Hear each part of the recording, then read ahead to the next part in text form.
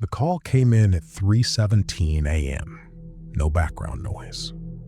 No breathing. Just a woman's voice, steady as a metronome, reading me an address I recognized because it was mine. But I'm getting ahead of myself. Let me back up. My name is Maya Chen, and for the last 3 years, I've worked the overnight shift at the Crestwood Crisis Support Line in Asheville, North Carolina. Now, I know what that sounds like. People hear Crisis Hotline and they picture something dramatic. Desperate voices, life or death every 5 minutes, operators heroically talking people back from the edge. The reality is a lot quieter than that. Most nights, it's people who can't sleep. People who just need somebody to talk to at 2 a.m. because the world feels too heavy and everybody they know is unconscious. Lonely people. Scared people. Good people going through real bad patches. I got the job 3 years ago after my divorce. I needed something that kept me busy at night when the apartment felt too empty and my own head got too loud. The pay wasn't great. $41,000 a year to sit in a cubicle from midnight to 8 a.m., drinking burnt coffee, talking to strangers in the dark. Honestly, for a while, it was exactly what I needed. The office itself was nothing special. A converted second floor above a dental practice on Merriman Avenue. 8 cubicles, a break room with a coffee machine that never got fully cleaned, fluorescent lights that buzzed just slightly too loud, and a supervisor's office in the back that our manager, Gerald Holt, kept locked even when he was inside it. Gerald had worked the line for 11 years. Gray hair, reading glasses he kept losing, cardigan sweaters in colors that didn't quite work. He looked like somebody's math teacher. He spoke slowly, chose his words carefully, and had this habit of pausing before he answered any question you asked, like he was checking something internally before he let it out. Honestly, I liked him immediately, which made what he told me on my first night feel extra strange. My first shift was a Tuesday in February. I showed up at 11:45 p.m., 15 minutes early because that's the kind of person I am. Gerald met me at the door, handed me a cup of coffee, and walked me through the system: call logging, response protocols, how to transfer to emergency services if a caller needed physical intervention, standard stuff. Then he sat me down at cubicle 6, opened his desk drawer, and slid something across the table toward me. It was a laminated card, white, no logo, no header, just 6 lines of text in plain black font, printed so many times the ink had gone slightly gray. "Read these before your first call," Gerald said. I picked it up. I'll be straight with you. My first reaction was that somebody was messing with the new girl, because these were not normal workplace guidelines. I read them once, then I read them again. Then I looked up at Gerald. He was already watching me, waiting, coffee in hand, expression completely neutral. "Are these serious?" I asked. Gerald nodded once. "Every single one." "Who wrote them?" He picked up his own coffee cup, looked at it for a second, and said, "They were here when I started. I added 2 of them myself over the years." And that was the end of that conversation. He walked back to his office, closed the door, and left me sitting there holding a laminated card with 6 rules that didn't make any sense at all. Let me read them to you. Rule 1. Never ask a caller their location if they haven't given it. That was it. No explanation. At first, I figured it was a privacy thing. Callers to crisis lines are often anonymous by choice. Pushing for location could feel invasive, could make someone hang up right when they needed to stay on. Made sense to me. It was only later that I understood what the rule was actually protecting. Rule 2. If a caller goes silent for more than 11 seconds, hang up first. Do not wait for them. 11 seconds, not 10, not 15, 11. Somebody had measured that. Somebody had figured out exactly how long was too long. I asked Gerald about it during my first break. He set his crossword puzzle down, looked at me over his reading glasses, and said, "The silence means it isn't a person anymore. Waiting is an invitation." I laughed. I actually laughed. Gerald did not laugh. Rule 3. If a caller recites a date, a name, and a place, write it down. Do not repeat it back to them. I didn't understand this one at all. I even wrote a note to myself in my first week journal. Rule 3. Why can't I repeat it back? Is it like not acknowledging something gives it less power? I was closer than I thought. The first time a caller did this, gave me a date, a name, a place. I wrote it down exactly like the rules said. The date was March 4th, 1987. The name was Thomas Whitfield. The place was the Crestwood Bridge on Old Route 9. I Googled it that night on my break. Thomas Whitfield had died on the Crestwood Bridge on March 4th, 1987. Rule 4. If a caller tells you they are already gone, believe them. Keep talking anyway. This was the rule that Gerald told me he'd written himself, 7 years into the job. After a caller named Danny Reeves told him he was already gone and Gerald had panicked, tried to get an address, tried to verify what that meant, and the call disconnected. Gerald never found out what happened to Danny Reeves. No record, no incident report, no news story, nothing. Just a call log and a duration of 44 minutes. He wrote Rule 4 the next morning. Keep talking. Whatever it means that they're already gone, keep talking, because stopping is worse. I thought I understood what he meant by that. I didn't. Not yet. Rule 5. Never use a caller's name more than 3 times in one call. This one Gerald gave me no explanation for, none at all.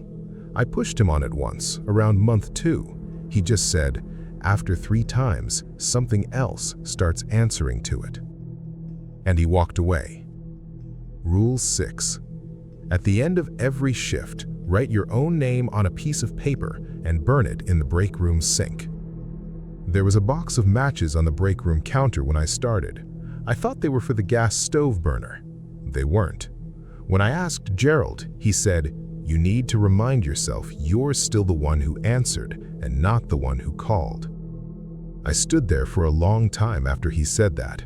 Then I went back to my cubicle, put on my headset, and waited for the phones to ring. The first 2 weeks were quiet, and I mean that in the good way. Real callers, real conversations, real human beings on the other end of the line, going through real things. A guy named Pete who couldn't sleep after losing his job at a packaging plant in Weaverville. A college student named Bree who was 3 states from home and hadn't spoken to another person in 4 days. An older woman who called every Tuesday at 1 a.m. just to talk about her late husband and whether he could still hear her somehow. I loved this job those first 2 weeks, genuinely. And the rules? I followed them the way you follow any workplace policy you don't fully understand. Dutifully. Automatically. Without thinking too hard about why. I logged the silent calls and hung up at 11 seconds the same way I'd log a system error. I wrote down dates and names and places without repeating them back.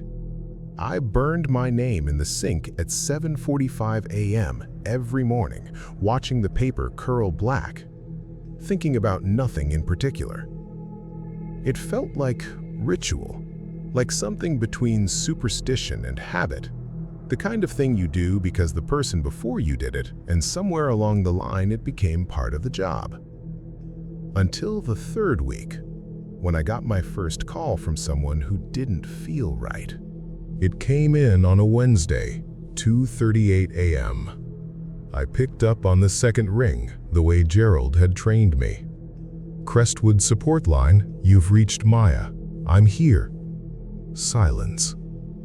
Not the silence of someone gathering courage, not the held-breath silence of a person on the edge deciding whether to speak. Something different, flat, empty, like the inside of a room with no furniture and no windows. I waited. 1 second. 2. "Take your time," I said. Standard, gentle. More silence. I started counting in my head. 3 seconds. 4. 5. And then something.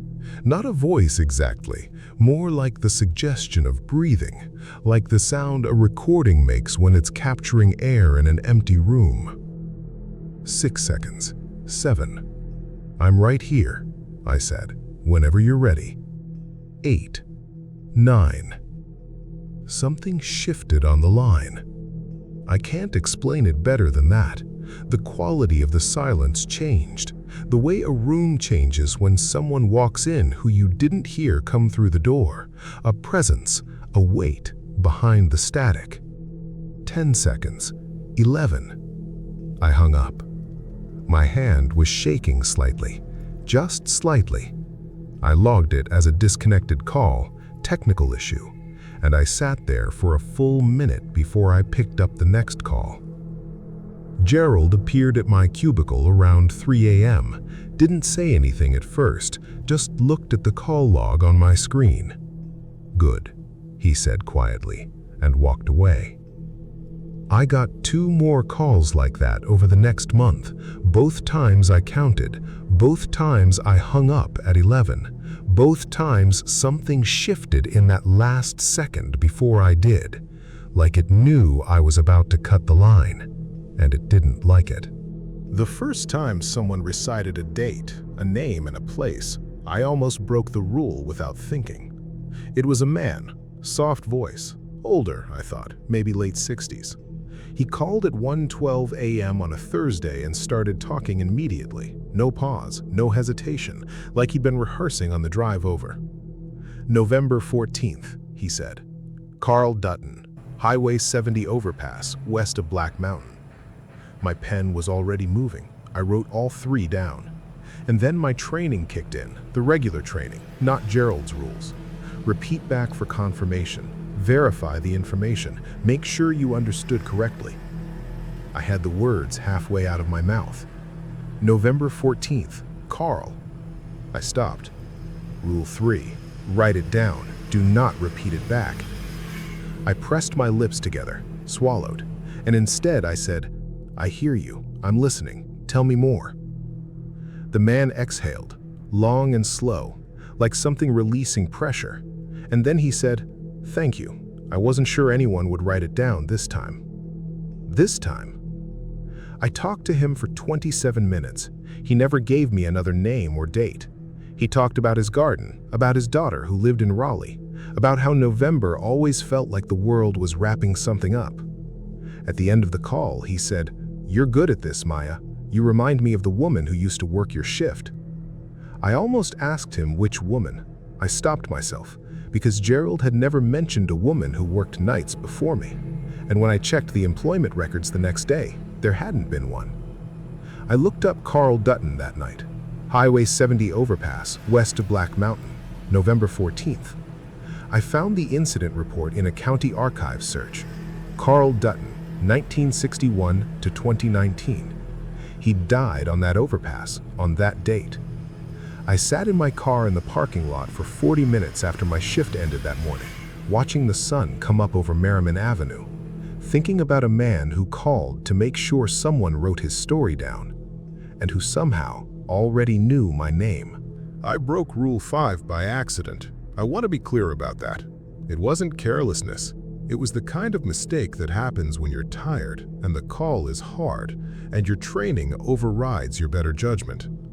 The caller's name was Jessie. She told me that in the first 10 seconds.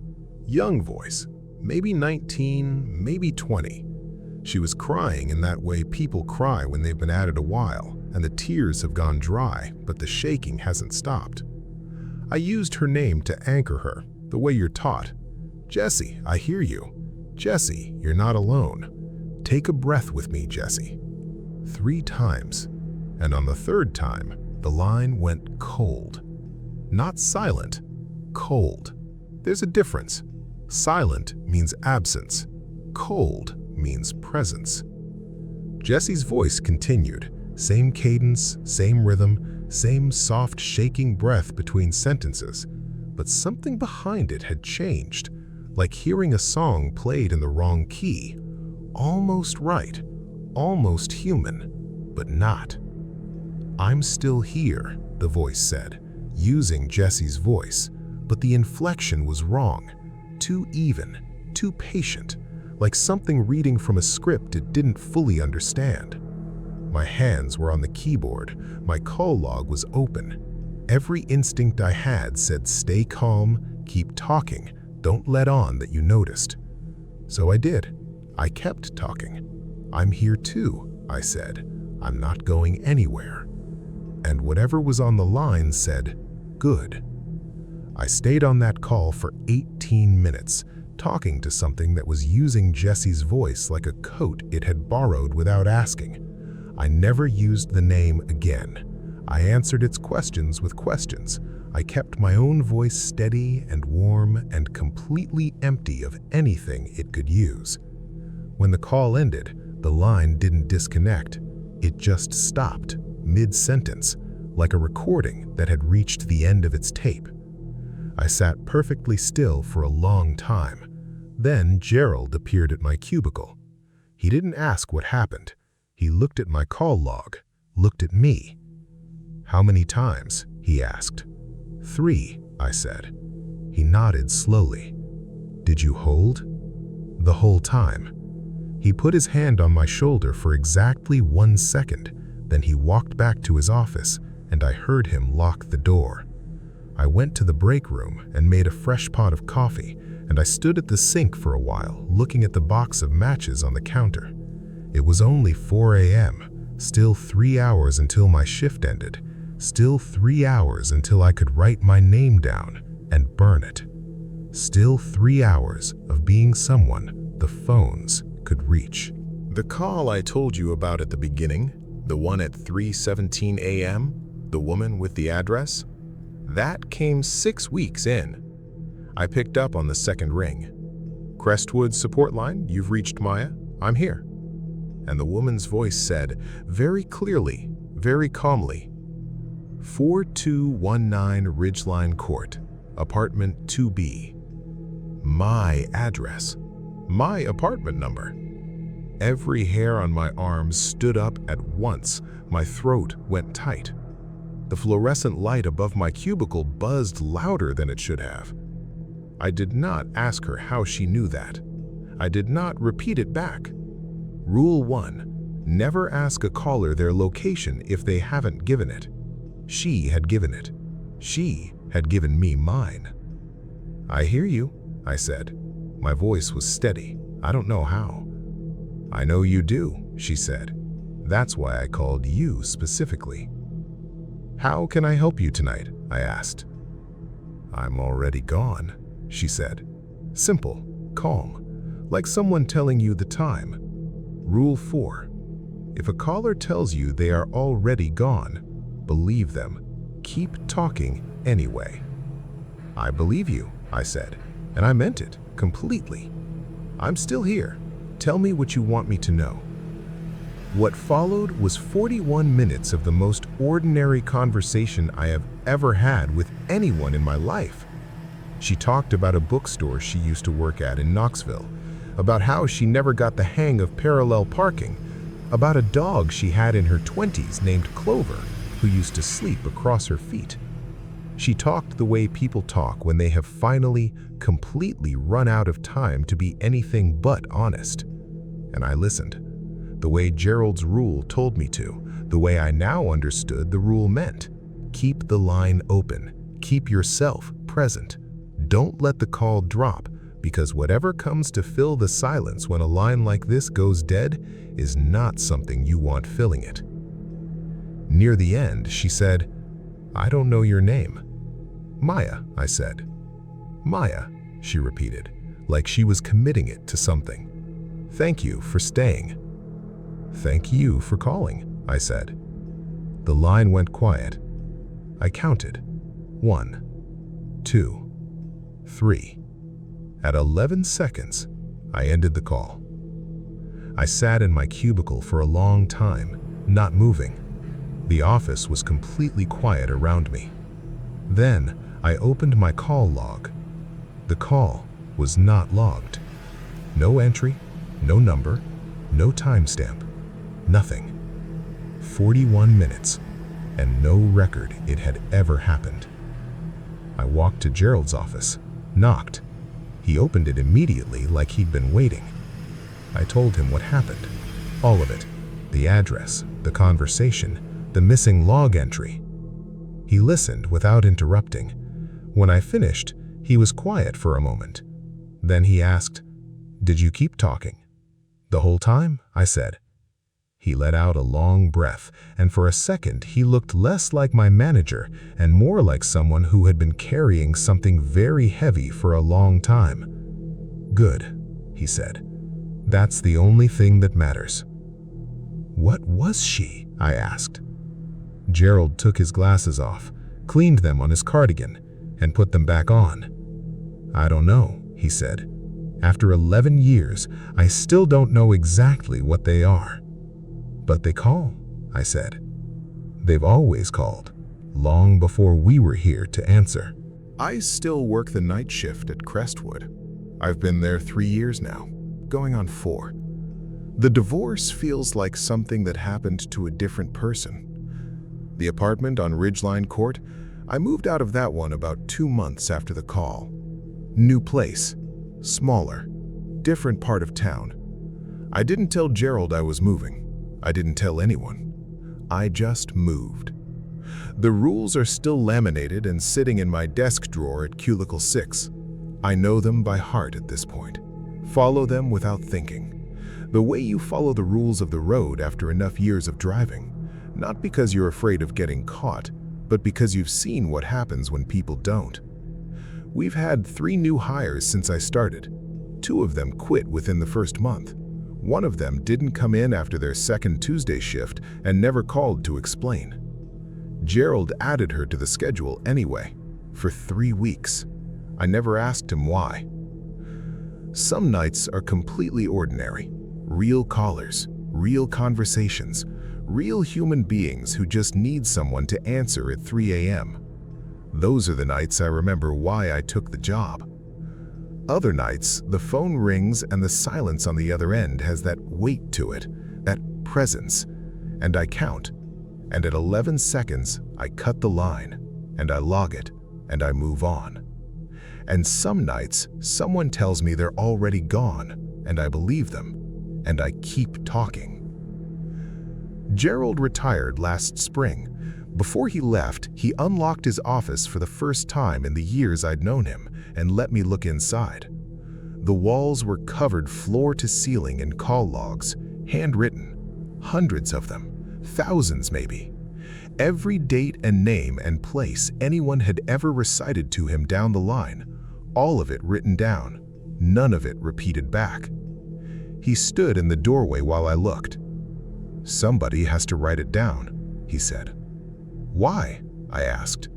He thought about it for a long moment, the way he always thought before answering. "Because they called," he said simply. "Because they needed someone to know." He locked the office when he left, gave me the key, told me not to go in there unless I absolutely had to. I haven't. Yet. At the end of every shift, I go to the break room. I tear a piece of paper from the notepad by the coffee machine. I write my name on it, and I burn it in the sink. Maya Chen, gone before anything else can be. And then I pick up my bag, take the stairs down to Marymount Avenue, and walk to my car in the early morning light. And every single morning, without fail, I check my phone before I start the engine.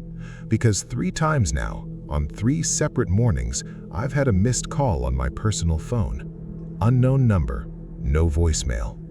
Timestamp, 3:17 a.m. I never call back. I know the rules.